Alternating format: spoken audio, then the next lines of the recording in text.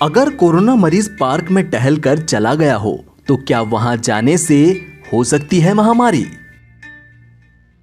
अगर नहीं तो वैज्ञानिक क्यों कह रहे हैं कि कोविड-19 वायु जनित यानी एयरबोर्न महामारी है? आइए इस बात को समझते हैं। दरअसल विश्व स्वास्थ्य संगठन शुरू से ही कह रहा है कि कोविड-19 महामारी मरीज की सांसों से भी फैल सकती है। हालांकि यह समझना जरूरी है कि अगर आप किसी मरीज के करीब कई मिनटों तक साथ रहते हैं तभी उसकी सांसों के जरिए आपको भी कोरोना का संक्रमण हो सकता है। अगर आप मरीज से 6 फुट दूर हैं और मास्क पहने हुए हैं तो मरीज के खांसने या छींकने के बाद भी आप सुरक्षित हैं, क्योंकि मुंह या नाक से निकलने वाले ड्रॉपलेट्स हवा में बेहद कम दूरी तय कर पाते हैं और तुरंत जमीन पर गिर जाते हैं।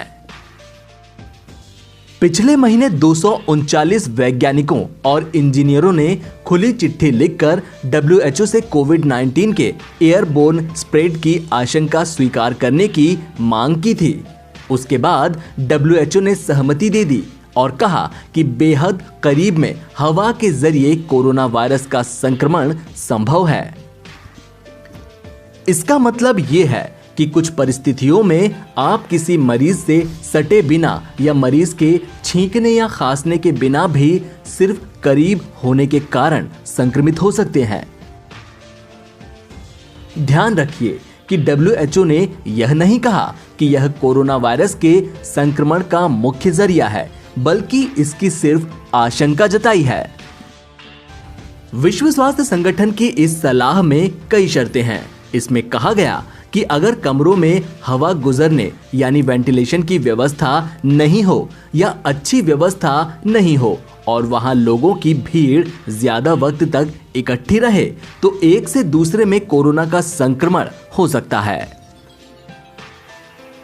जब बहुत छोटे ड्रॉपलेट्स मरीज के मुंह या नाक से निकलते हैं तो वे जमीन पर गिरने से पहले वाष्प बनकर हवा में पूरी तरह घुल सकते हैं।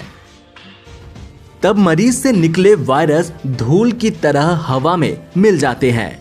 यहीं तैरते हुए वायरस उन लोगों को भी संक्रमित कर सकते हैं जो मरीज से 6 फीट से भी ज्यादा दूरी पर हों। NBT ऑनलाइन की रिपोर्ट।